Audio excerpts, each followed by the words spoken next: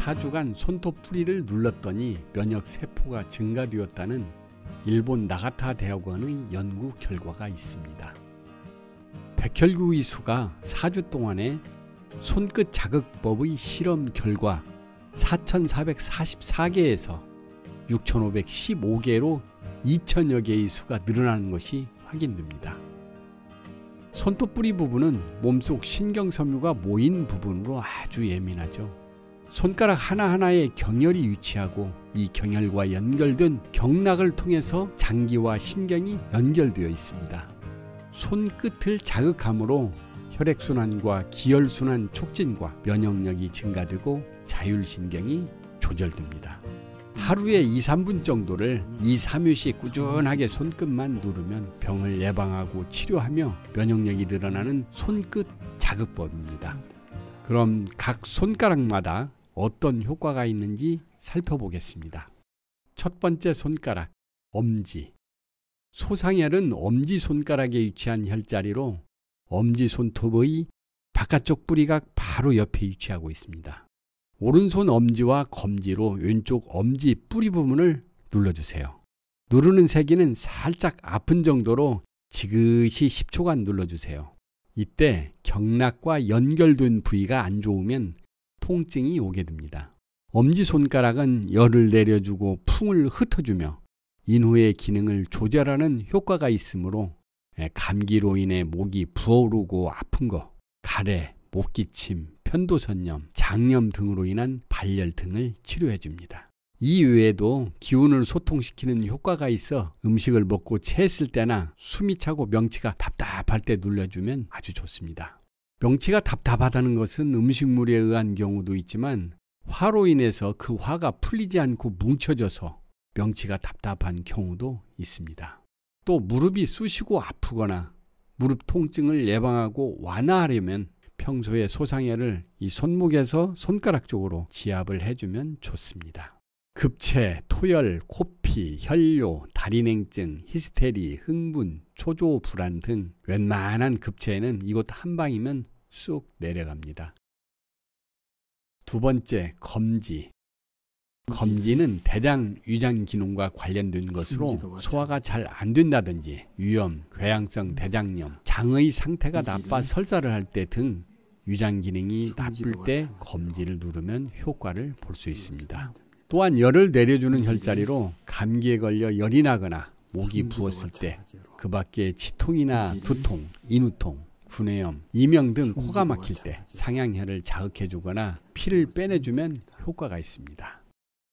세 번째, 중지. 중충은 안팎으로 꽉 막혀 마비된 몸을 빠르게 뚫어줍니다. 내 몸의 앰뷸런스 역할을 하는 것이죠.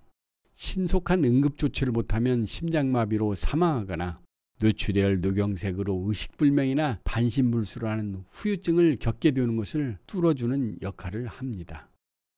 동의보감에는 중풍의 전조 증상에 대해 이렇게 알려줍니다.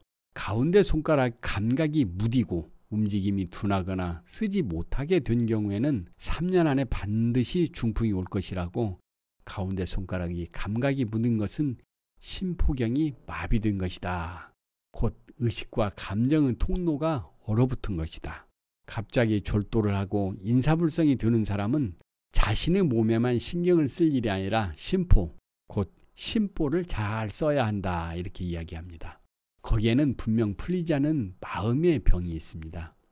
차갑게 얼어붙은 마음, 안팎이 소통되지 않는 마음, 그 꽉 막힌 마음을 풀어야 합니다. 그 엉킨 실타래 끝에 중충이 있습니다.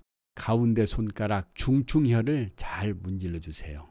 귀, 얼굴과 관련된 것으로 평소 귀가 잘 안 들리거나 이명이 있다든지 난청이 있다든지 머리가 무겁고 목 뒤가 뻐근하면서 뻣뻣한 만성피로 증후군에 효과가 있는 혈자리입니다. 또한 안면 홍조 등이 심한 경우와 가슴이나 옆구리에 팽만감, 가슴 답답함이 느껴질 때도 좋습니다.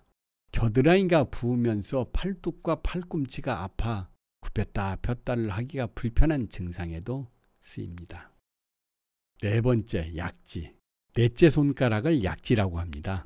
원래는 이름이 없다 하여 무명지였습니다. 그런데 음식물에 독성이 있으면 이 손가락에 반응이 나타날 거라고 하여 약지라고 한 것입니다. 실제로 이 손가락에서 모든 장부의 동작을 제어하는 3초 경락이 시작됩니다. 감정이 상해 열을 받으면 편두통이 생깁니다. 이때 관충혈을 따 사열해주면 3초경의 열이 해소되며 편두통이 완화됩니다. 그래서 관충혈을 많이 자극해주면 피부가 곱고 윤택해진다고 합니다. 관충혈의 주된 치료는 열성질환과 후두염, 결막염 치료에도 좋습니다. 고전에 혀의 질환과 입안이 건조해지는 증상, 가슴의 기가 막히는 증상, 어깨와 팔꿈치가 아파서 팔을 잘 들어 올리지 못할 때, 눈앞이 침침해지면서 백내장이 생기는 것을 치료합니다. 5번째, 새끼손가락. 새끼손가락에는 심장경락과 피를 주관하는 소장경락이 흐르므로 건강을 예견하는 데 많이 사용됩니다.